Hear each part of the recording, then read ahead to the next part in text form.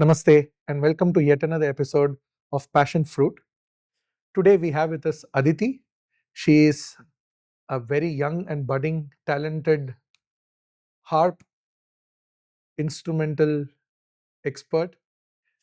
She is currently pursuing her 10th grade here in the Greater Dallas community, and we are excited to have you here for getting to know more about yourself, the instrument, and the music surrounding it. Welcome. Namaste. Thank you. Yeah. Aditi, tell us about how you got interested in music to begin with. Um, since I was young, both my parents, my mom is a dancer and my dad, he Okay. plays mandolin. So they've both been playing music for me, and it's been a very prevalent part in my life since Okay. birth. But Um, that sort of instigate you to take music as a, let's say, passion, or were you just inclined in, let's say, being associated with music as a listener? at first it was just listening, and then later on, like I started playing tunes on the piano, Okay. and then so that like drove me to like want to learn the piano. Okay. And that's how I started playing. And was Yeah. that mostly, let's say, film songs, pop songs Film to begin songs. with? Yeah, Okay. just the melodies and Okay. whatever I Indian could movie grasp. songs, Western movie songs, pop songs? Mostly Indian, Indian. but whenever I could do Western, I tried. Okay. So did you have a, let's say, sort of a self-learned technique to begin with on the piano, where you just enjoyed and you tried around a few notes and you saw, okay, what should I do to get the melody right? Or did you start learning with the teacher right away? No, first it was all just by myself, like Okay. on a keyboard. Okay. Yeah. And did you play around with some of the knobs in the keyboard trying to Yes. create different sounds? Yeah. Okay. Was there anything that you can remember you were really intrigued by, or you felt as a funny sort of a MIDI sound that the keyboard generated? Mm, s- saxophone for some reason. Saxophone, right? And You then liked it, or was that not a yeah, it was like humorous? yeah, it was humorous, and Okay. harp was also on the keyboard. Oh, was it? Yeah, so Okay. it was fun to hear that. Okay. Okay. And then when did it solidify for you to, let's say, see music more as an interest rather than just, let's say, a casual hobby? I think first when I started lessons, I was still very young, so I didn't see. I thought it was just another thing to practice, but then Okay. as I went on learning piano with the teacher, it became more interesting, and I wanted to like refine my technique and Okay. learn it And were you learning predominantly at home to begin with, or was this home and school? at home. At home. Yeah. Okay. And then did you take it more into the school? When do you guys start to learn music in the school? In elementary school, you have a music class in the Oh, day, okay. Okay. but then in middle school is when you actually like take up an instrument and start learning Got it. in the school with like a Okay. band or orchestra or something. Okay. So you had to register yourself, or do you audition and show them that you're capable to be a part of that? Or is it just like a class, as long as there are slots, you sign up and that's fine? For most instruments, it's as long as there are slots, you can just go and sign up, and it's first come first serve. But Okay. for harp, most schools will take auditions because they only have 3 per school. So Okay. Let's come to that. yeah. So what caught your interest with the harp? Uh, it's actually a funny story where we were just at the instrument. There's an instrument selection night that you Okay. go to, and you can like look at all the instruments and try them out. And the harp had the shortest line, so we went and Oh, stood okay. in the line. Okay. So that's very interesting. Yeah, but then after that, the sound is really nice and rich, and so I was like, "Wow, this is such a beautiful instrument." So I wanted to learn. Nice. Nice. And how long have you been learning now since you took the short route? 5 years. 5 years. Awesome. When you look back at it, do you have a thought for why maybe there's not as much of a crowd, wanting to pursue learning the harp? Do you think that was just coincidental, or do you think there's like a method to why people might prefer certain other instruments more than the harp? I think most people are accustomed to other like the violin, viola, cello, bass. Okay. So for orchestra at least, so that's why I think they went to the other ones, and there weren't as many people at the harp line. Okay. And you never second guessed yourself to think, okay, I started off with a harp, maybe I should switch to something else? I don't think so, but as I think in the beginning of sixth grade, which is when I started, like the first few months, I didn't have as much interest as I did in the piano at the time. Okay. So I was a little doubtful, but after that, I loved playing the harp. Nice, nice. And is there any part of, let's say, playing the harp through the years that you have developed a taste for that you might not have known, or maybe you didn't prefer earlier? Maybe some technique sides which you started off and you thought, not a big fan, but then with time, maybe more listening, more familiarity, you now feel. I mean, I'm just giving an example. It could be any, uh, but any such thing that comes to your mind. Um, at first, playing in general, especially like glissandos. I know harp is famous for glissandos. Right. They're very painful, and I Okay. didn't like playing them. Interesting. Okay. But I played around with it more, and using the pedals, you can like change the pitches of each string. Okay. So for each octave, it's like you can change the Right. how it sounds, and Okay. when you play it all together, like if you every time you change the pedals, it sounds different. Okay. So it became very interesting to me. Okay.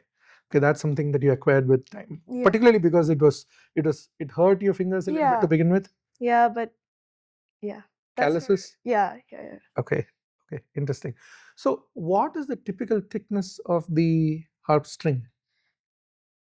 Not the exact number, but let's say a ballpark. Like the diameter, Yeah, diameter, or even qualitatively, are they all similar? no, like the the high strings are thinner, so they produce a higher sound, and then the lower Okay. ones are like wire, which is like maybe I think I've seen like 4 millimeters Oh, wide. okay. And do the strings ever break? For example, I'm a violinist. I know that occasionally that does happen, Yeah, right? The strings do rip apart. Not that you want that happen, but it does happen. it happens. Okay.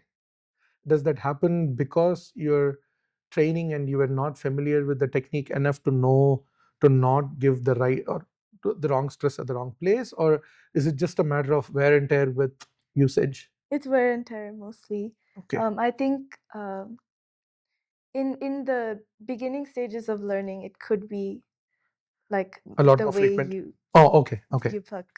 Got it. Got it. But Yeah. with time, once you get familiar, it's typically due to wear and tear. Yeah. Okay. Okay.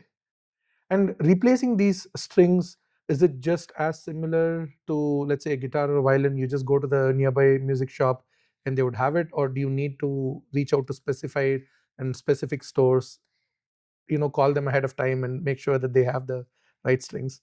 So there are a few websites online that I go to like a harp, like specifically for harp, that have like harp music and strings. So I just buy it from there. But I don't think it would be at like Like a guitar near. center? Yeah, no, No, probably not. probably not. Okay, interesting. So it has its own Yeah. like ambience and entitled status that we have to give the respect for the tool. I like it. I like it. In terms of the technique for playing, let's delve a little bit into that. You talked about the glissandos, right? Um, what would you say to your ear or to your like understanding of technique is different to playing that on the harp as opposed to, let's say, playing something similar, as close as possible, similar on the piano or a xylophone or any such instrument? Um, I think I'm familiar with piano, so I Yeah, think for piano, um, first of all, it's vertical, and then harp right. is like yeah, harp is vertical, and then And the this is piano is horizontal. horizontal. Yeah, And then for harp, you can so there are only 7 strings per octave, and there's no like black keys right. on the harp. So You use your pedals. yeah, you use the pedals, Nice. and I know for piano you can't do that. It's either just black keys or white keys. For harp, you can like change the thing. The Okay. yeah. So you actually use the pedals way more consciously as much as you would use it in, let's say, stick driving. Yeah. right? In the sense, it's not just a question of mellows or tone or sound as you'd use in the piano, Mm-hmm. as opposed to a louder sound, things like that. Here, it's actually a pitch change, which means Yeah. that if you do press the pedal as opposed to not having it, it would be entirely differently tuned, Yeah. right? So, how long did you, or how long do you think it took for you to get a feel for having the rhythm of the song, not just on your hands, but also on your feet? Um. So for each song, the pedal, like how you have, Technique. yeah, how you have to change the pedals are different because they Okay. require different notes. So for each song, you kind of have to memorize what each song and its key changes demand.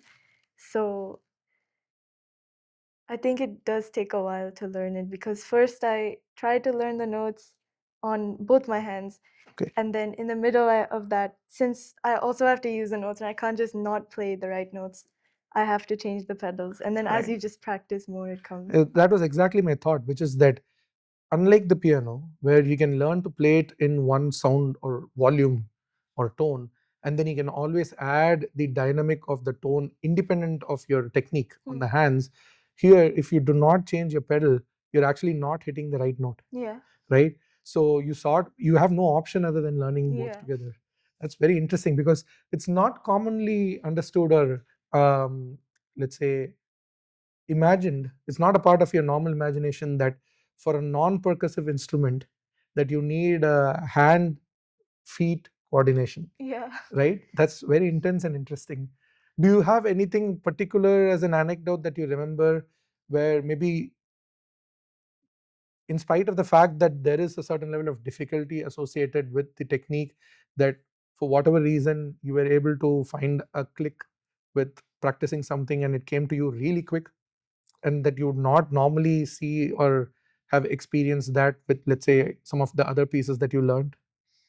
Um, I think what my teacher usually does is we start on a lever harp, so you Okay. don't use your feet in that, Oh, and you okay. have to change it with your hands in the Okay. middle of when you're playing. Oh, okay. Uh, but my first solo that with the pedal harp, it took a while. It took a few months to learn because of the pedals. Nice. Um, so I think that was really difficult, but after that, I think you get the hang of it Got it. pretty quickly. So when was your, let's say, first solo concert, so to say, with, or a concert where the harp was, let's say, the primary, the center point of the composition?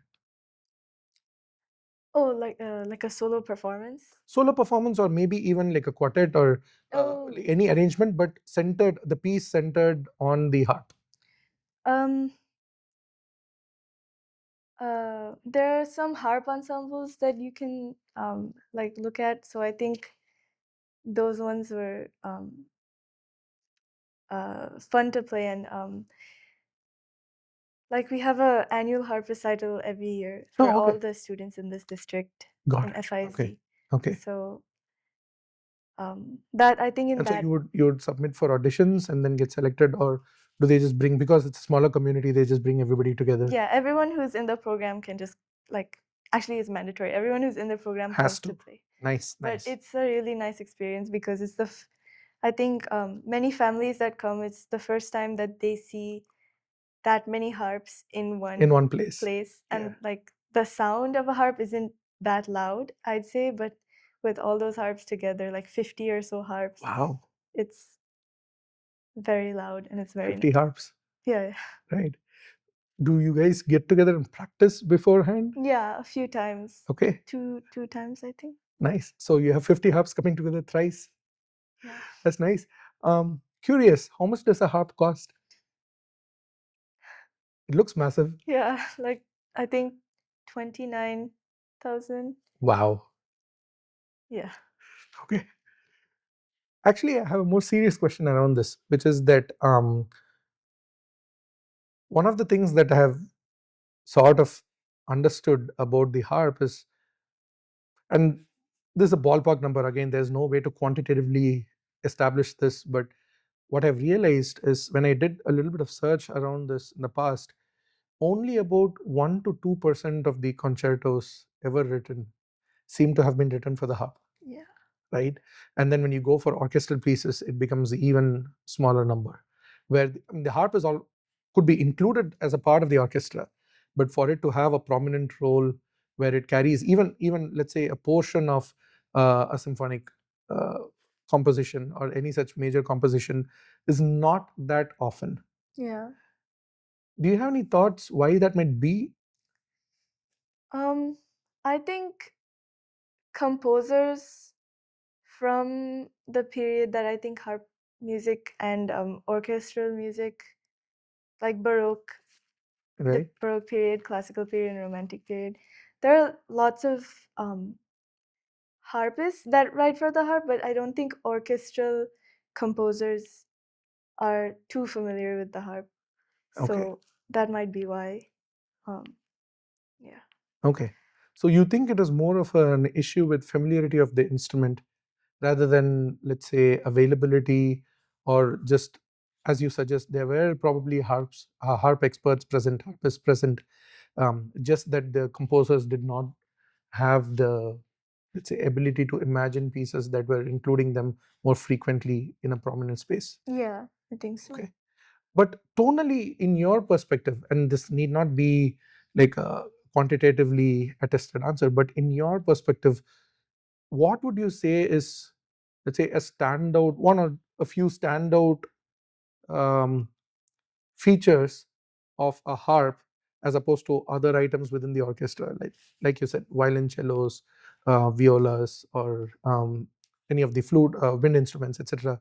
And where do you think some of the other instruments are actually better equipped, not just for an orchestral ensemble, but even for like a quartet or like any such arrangements? Where do you think they have some advantages?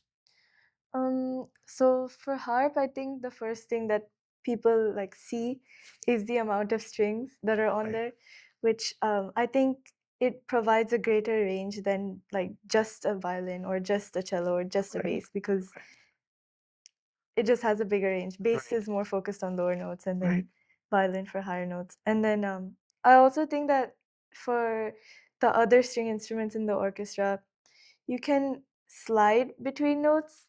So it's very nice and very easy to play like flowy emotional pieces. On the harp also it is possible because it's a nice, like, first of all, it's a great sound that the right. harp The has. tone is excellent. But if you want to slide between notes, you have to pluck one note and then pluck the other. There's no way to join them together. Right. But that would be similar to the piano, right? Yeah. Any such equivalent of a fretted instrument that does not work on a string, Mhm. so to say, right? This is string, but it's separated. Okay. Okay. So you see that as does it. One of the things that I found when I was reading is that, again, this is just from literature knowledge, right? Not, you're probably the second person that I know of who's familiar with the harp as an instrument and they're playing it.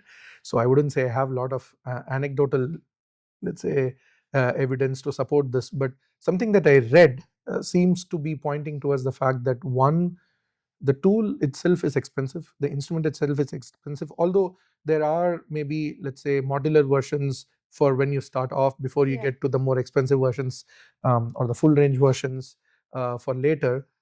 But also that the technique, as much as it seems not necessarily complicated, is not that straightforward. And it seems to be a recurring theme because I read multiple such articles from different people who suggest that, hey, it's deceivingly simple. It's not as simple as it looks. And so there is a reason why people might not prefer it as much. I did not necessarily notice that there was a dropout number established, that people start off with it but then move to something else. But that was something that was attributed as one of the reasons why people probably are not as excited to take for the harp.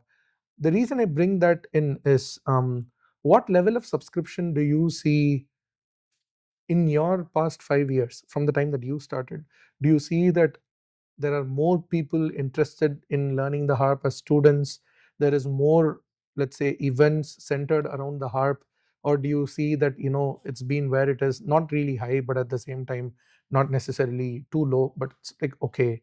reasonable enough for the harp? What's your opinion on that? What do you observe? I think it is okay. Okay. Um, from what I've seen, there has been a little bit of increased interest because I know kids who have older siblings, like the harp program started like not 20 years ago, Oh, okay. so pretty recently Okay. in our district.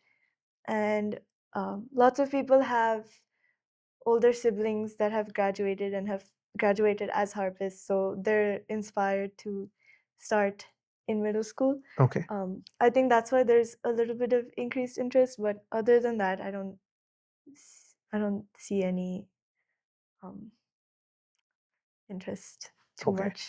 What do you think might be able to spur some additional interest? Do you have any, let's say, thoughts that you think can create more interest amongst youngsters to take up the instrument? Maybe not necessarily as, you know, the sole focus or like their expertise on a single instrument, but at least to try it out when they start amongst multiple other things that they may do in their lives. Like, many people do multiple extracurricular activities, Mm. right? So I might try a bunch of things and I might also try the harp to begin with. And then maybe if I really like it, then I go on to pursue it with more rigor, right? Do you have any thoughts for what could engage or encourage them to do that? Um, I think just going outside and playing somewhere Okay. could help.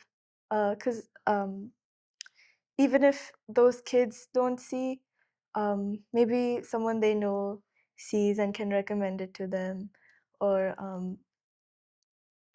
yeah, some I know a few people have gone to retirement homes and played Oh, nice. um, Okay. for their volunteer hours, but it helps spark interest in kids um, and other people. Okay. And as far as concerts or competitions go, I know you mentioned about the annual Frisco Mhm. school district thing, but are there others that you go to, others that are available for people if they're interested? Yearly there's a competition called All Region, Okay. where kids in a district can compete against each other, and whoever goes above a certain margin can earn a seat in the All Region Orchestra. Oh, nice. And Okay. then from there, the highest orchestra students can again audition for area, which is the next level. And then if they pass that, then they can go and play in the state level orchestra. Nice. Nice. But would that be, let's say, the same equivalent route for any instrument and similarly for harp, or is it different for harp as opposed to the others? Um, the amount of people for each instrument differs, like who are people who are accepted into Okay. the orchestra. Because I know harp people, like there's not as many people who play harp, obviously. Okay. And like say for violin, the top orchestra in all state would accept like 26 violinists, but for harp it would be 2 or 4 violinists. Okay. Um, for For harpists, harpists, yeah. right? Okay. So based on the number of people who, and also it's based on the requirements of the piece that the orchestra is playing. Okay. Yeah. Let's take a segue back to what you mentioned with your piano. You mentioned that when you started off initially, that you pick up movie songs that you really liked by the ear, and then you just try to play it on the piano. Did you ever translate that onto the harp and try it? Hey, now that I'm good at the harp, let me see how that sounds on the harp. Yeah, I tried a few um, uh, Bollywood songs Okay. on the harp, and on the piano I couldn't figure out how to do the chords, but on harp it was in a way I think Intuitive. easier. Okay. Yeah. Okay. But do you feel that it sounded good on the harp? Yeah. Do you feel happy about the fact that you're able to play that on the harp? Yeah, I think it's very unique that one can play Bollywood music on the harp with, because piano, I think many people play keyboard, Right. Bollywood covers, but on harp it's very unique. Right. So do you have any plans to expand that into something that stands out as, let's say, a marquee exhibition of the idea of using harp in multiple facets? You didn't consciously start there, but it seems Yeah. like you found like a nice new avenue to sort of display the scope of the harp. Yeah, I think I've had a few ideas for like making a whole playlist or of yeah, a whole playlist of Bollywood covers Okay, on the harp, or like maybe uh, Indian class, like yeah, Indian Carnatic nice. songs. Yeah. Okay, just curious. Have you meddled with recording on a digital platform like home studio? Just plug in with a computer, play your keyboard, piano, or your harp, and then just record it into a digital platform, and then see how you can edit it and then post it onto YouTube or things like that. I haven't personally done it, but just once with that with the collaboration with the mandolin Rajesh and Selva Ganesh sir. Okay, Um, yeah. elaborate about that. That's a curious collaboration. Uh, How did that come to play? um, uh, my dad offered them to stay here, Okay, and then one night they were just, hey, can you play something on the harp? And I was like, oh, okay, sure. And so I played the introduction to that, and I kind of improvised it. Uh, and then they asked me to play the chorus or the background, and it became a video that we made. nice, nice. So, what was the song that you played? It was Lotus Feet by John McLaughlin. Nice. And was that their choice? Did they request that specifically of you, or did you choose that because you were more familiar and you wanted to play that for them? I wasn't familiar with it yet, but it was a nice piece. They requested Nice. it. Okay. So you were able to, you had never heard that before? No, but Or maybe very yeah. faint memories. That's nice because how did you mentally, what was going through your thoughts when you're playing the prelude to the main song and then subsequently, I guess the chords, the progression, I don't know. You can let me know like what was going through your thoughts then, but particularly for the prelude where you're playing a solo, Yes. right? And how did you come about it? How did you create that prelude, and how did you or what was your thoughts behind merging that in alignment with where the song starts? So first, the ragam. I tried to put the raga onto the harp with the pedals and Okay, adjust the pitches. And then from that, I just started with like arpeggios. okay, Um, and somehow I found something I liked, and it became the prelude. nice. From that, for the chords, it was 6/8, I think. Okay, So 6 beats, and then I just played the same thing over and over again for the chords. It was like one chord progression again and again and right. again. And you just repeat it through the Yeah. song. Nice, nice. For the prelude, it was interesting. You said that you played the arpeggios. So, in your experience, especially because you're familiar with Carnatic music, as you say, starting with a major scale arpeggio, right? How would you transpose that to different ragas? Do you think that there are some preconditions that okay, it has to have all these notes for me to be able to play an arpeggio, or is it possible that it does not matter how many notes the raga has in the scale, that is whether it's pentatonic or it has 6 notes or 7 notes, it does not matter, you would still be able to identify a sequence of arpeggio that you can play within the scope of that raga for the notes that align with the raga? So for each raga, I know that like for pentatonic scale, there's 5. I try to just stay within those 5 Okay, on the harp. nice. Um, I do think that if I go outside that, it won't sound like quite the same raga. Right. But yeah, I try to stay within the same number of notes and Okay. which notes that I play. So then when you do something like that, do you still keep the chords within the raga notes as well? Or do you say, okay, I can take some flexibility around the chords? I tried it a little bit of flexibility. Okay. Um, yeah, if there's like I know in Arohanam there can be one ma, and Right. then in Avarohanam there's Right. another ma. Right. So it's kind of tricky with that. But I try to just look at the melody line and see if it's ascending or descending, and based on that I decide which type of ma Okay. it the chords can use. Right. So Right. Nice.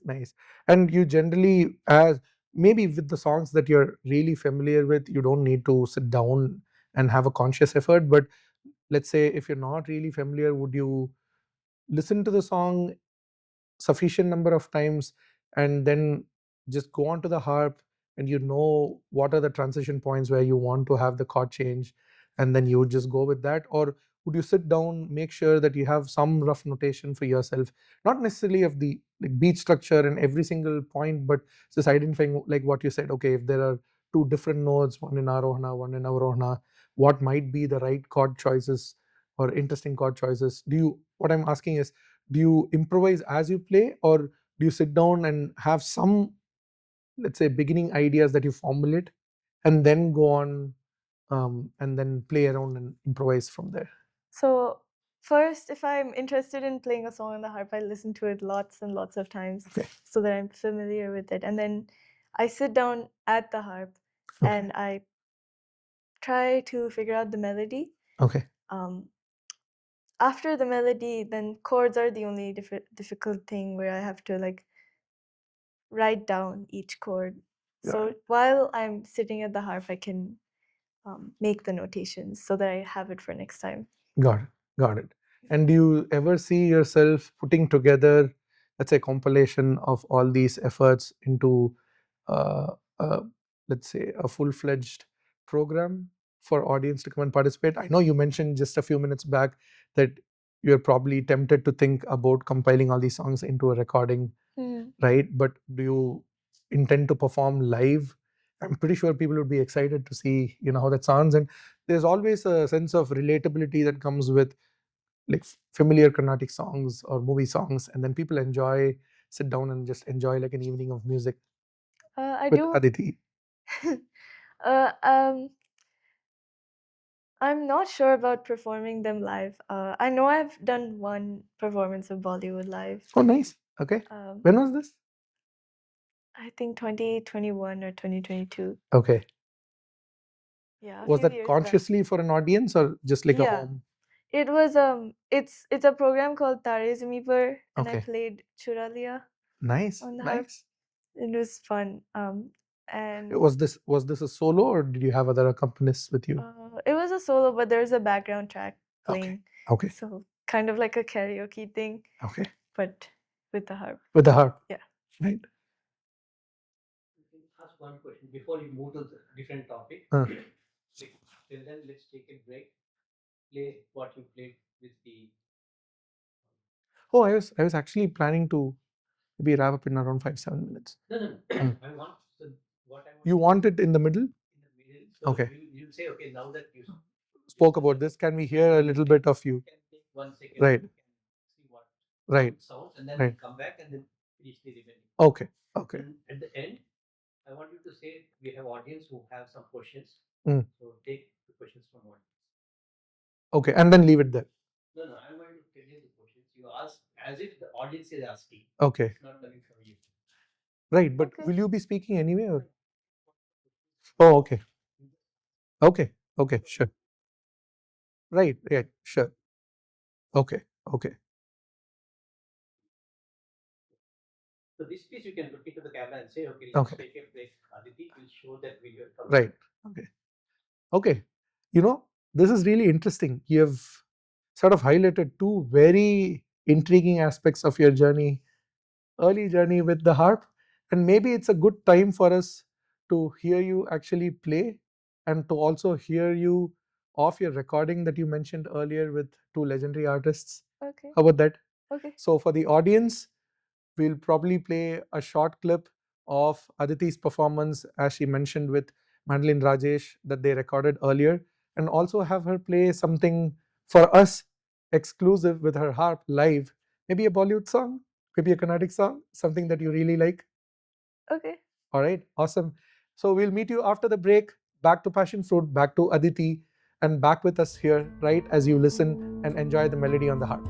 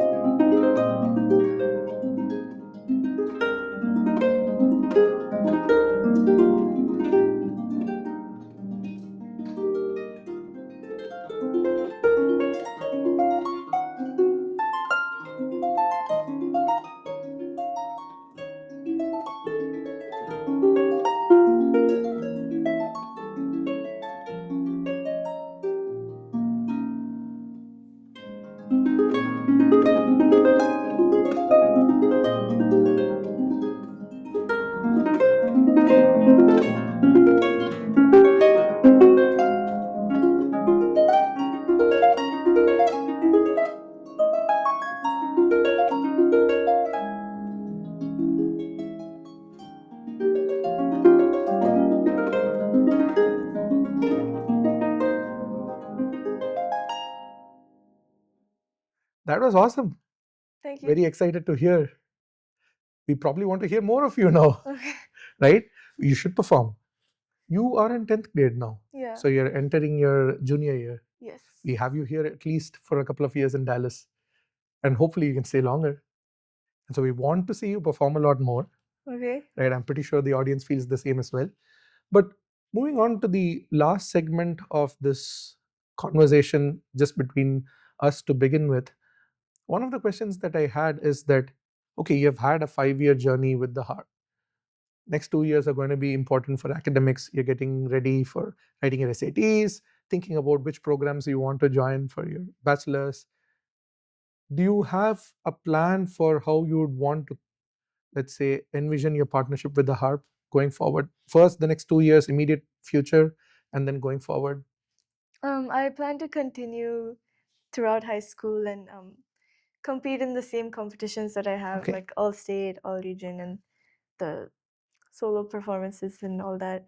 And then after I graduate, I know that I want to go to college with a harp minor at least. Okay. Maybe later I can convert it to a major based on like if my mainstream major allows.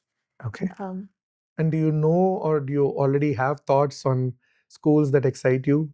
yeah, I know UT Austin does have a harp program, and Nice. UTD, and UNT and UT Arlington, and um, I think there's some colleges on the East Coast Okay. that do have programs, but for now, just in Texas. Okay. So you definitely seem to have a lot of options in state to begin with, and then of course options out of state, right? As you look forward, do you have a particular sense of, let's say, identity that you want to associate with your relationship and the harp? Which is, do you see yourself more as a performer? Do you see yourself more as a teacher, as a learner, as a mixture of all these, something entirely different? I think at least now, I want to keep learning, Okay.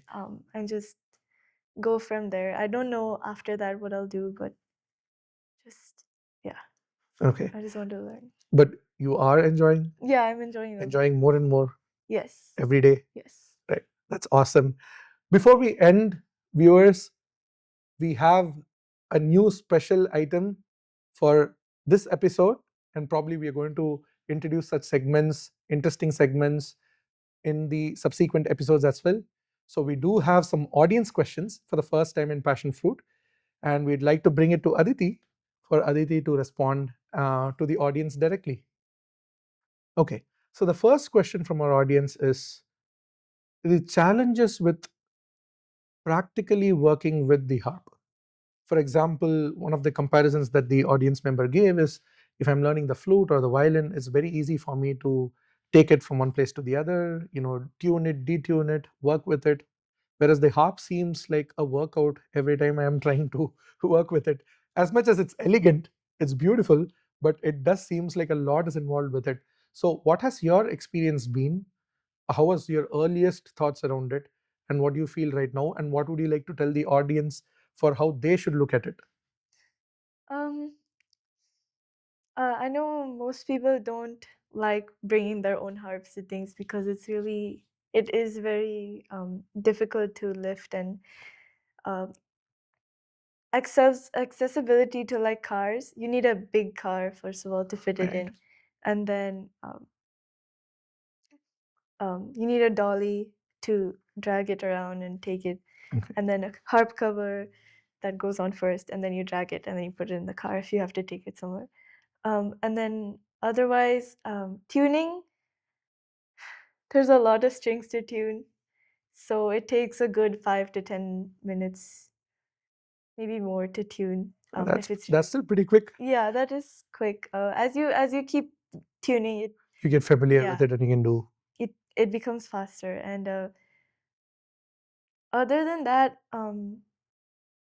chairs, I think you need a good a chair that's a good height, because each person's height is Fair. different and they have a Right. different size torso. So Okay. um, a chair with adjustable heights is necessary, I think, especially if it's a young kid who's starting to learn and who's going to keep growing. Okay.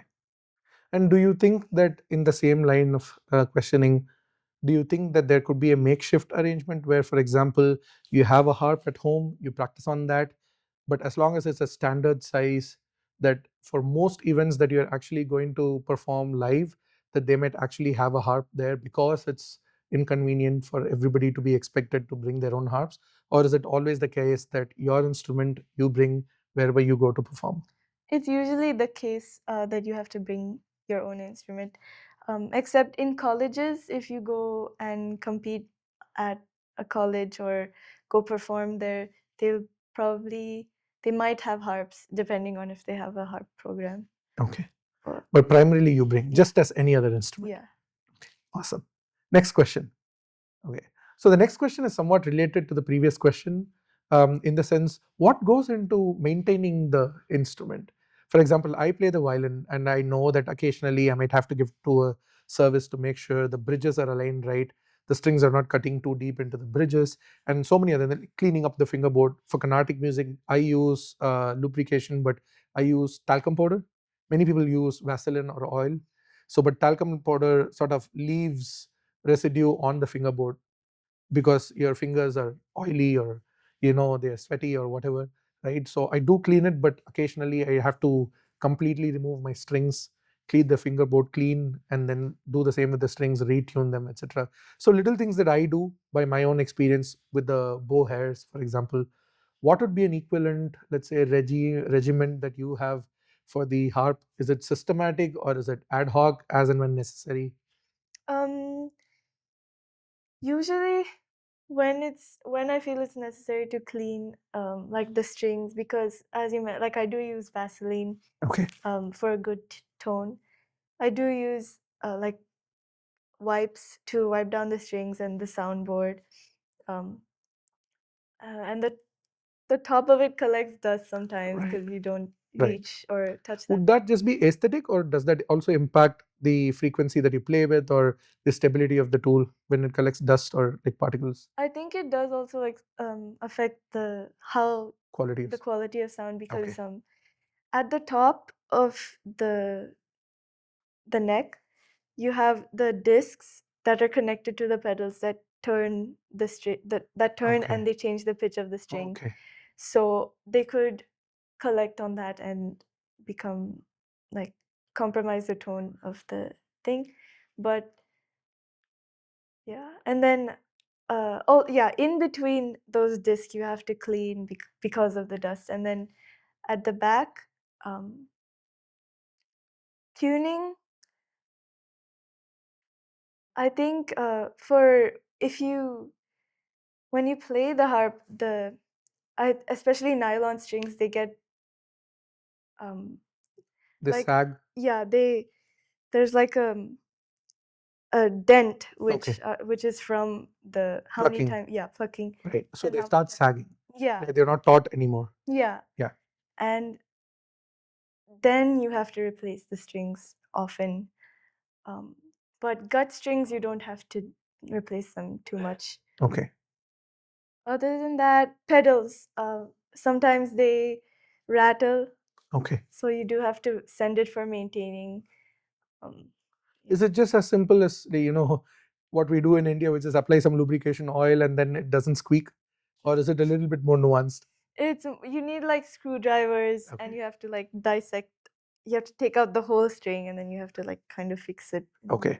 And what about when you use the pedals repeatedly to shift scales, right, or shift pitch by like one note or whatever, and then does that also create additional tension on the string that you then relax back and forth, which causes the strings to sag or not? Is it more just with the plucking than with the pedals? I think it's more the plucking, because That's more frequent. it's more frequent, and actually I do think pedals are also pretty frequent, because once you put a pedal down, it stays there. Okay. Like the knob in the disc, it stays It sort of there. locks Yeah. into that, and then you have to release it. Yeah, Right, so you're sort of altering the tension that you provide to the string. exactly. Yeah. Okay. So I'm not sure if it does, but I would think that it does cause the string some wear and tear. Okay. Yeah.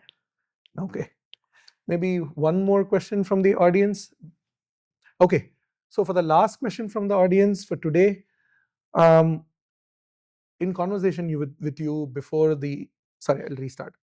Okay, and the last question for today's event interview with Aditi, actually in conversation with you just before the actual interview started, we were discussing about how a lot of the times when the city funding or the town funding or the state funding is at a low, right? um, in terms of the music side or art side of things, one of the instruments that gets the chopping axe in terms of funding to support that art form is the harp, right?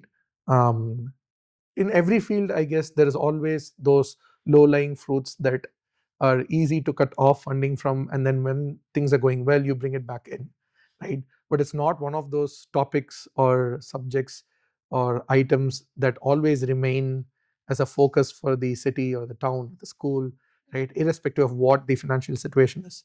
Do you have any understanding for why the harp is on the receiving end? I know you're just a high school student, but just your experience for why that might be, and two, maybe in your own thoughts what you could do, similar to maybe some of the earlier discussion we had, but just to promote and demonstrate the value of harp to be more important in a way that the city or the school council or whoever is in charge recognize that they might want to think twice before deciding they want to chop off some funding for the harp. So I think, for the first part, that's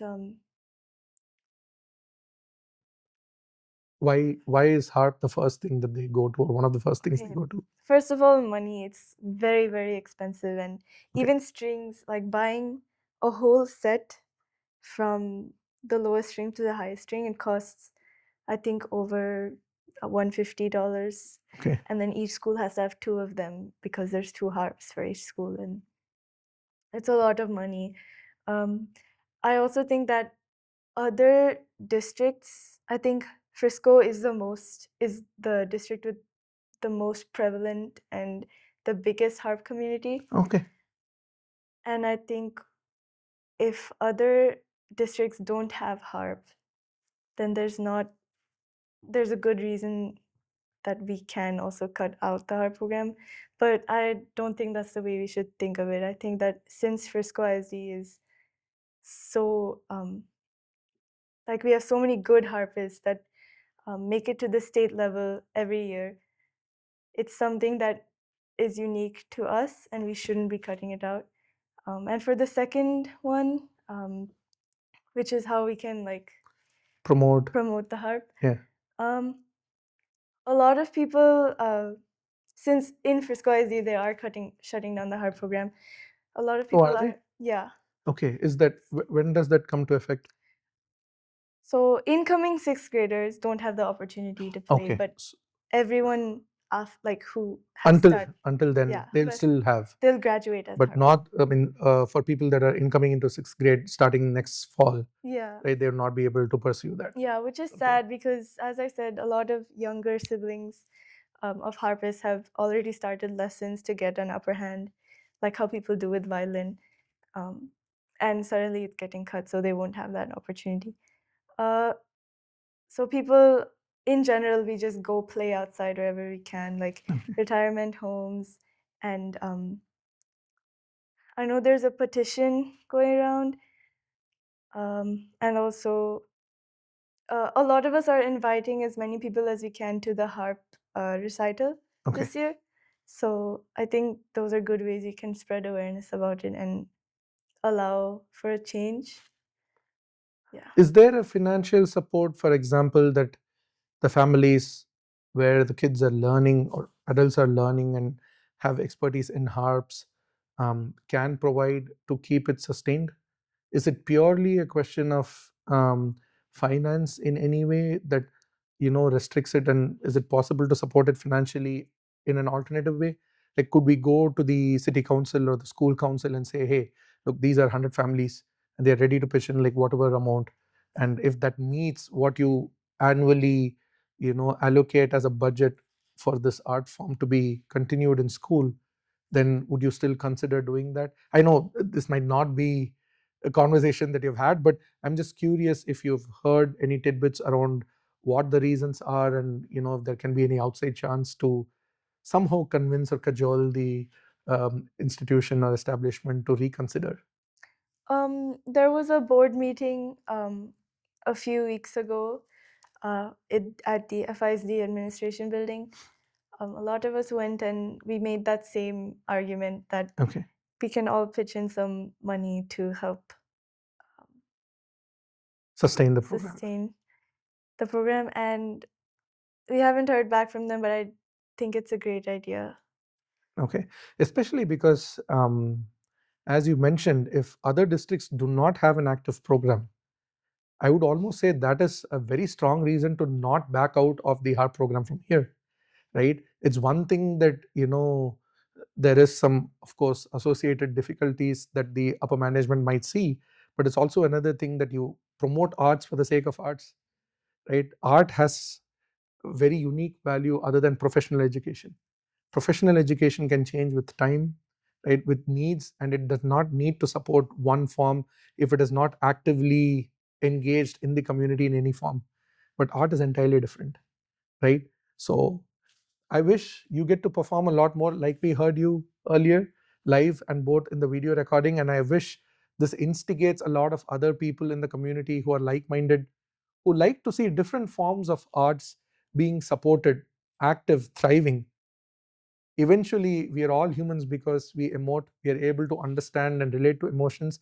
So it absolutely makes sense that to whatever extent that we can, that we keep all these arts alive. And artists such as Aditi, who passionately and happily by her own take chose such an instrument, is excited for it. And I genuinely believe that that should continue. And I hope and pray that for her good thoughts, as well as for all the other people who are interested in taking harp, that there is a reconsideration in a way that is not too taxing on the institutions, but also very encouraging and supportive of the art that does continue. Thank you very much, Aditi. That was a very enlightening conversation. I have a lot more questions, and I do know that we have a few more questions from the audience, but maybe we should have a part 2 where you have a live recital and we have a question and answer session right after the recital. How about that? Okay. Awesome. Thanks a lot. Namaste. Until yet another episode with Passion Fruit.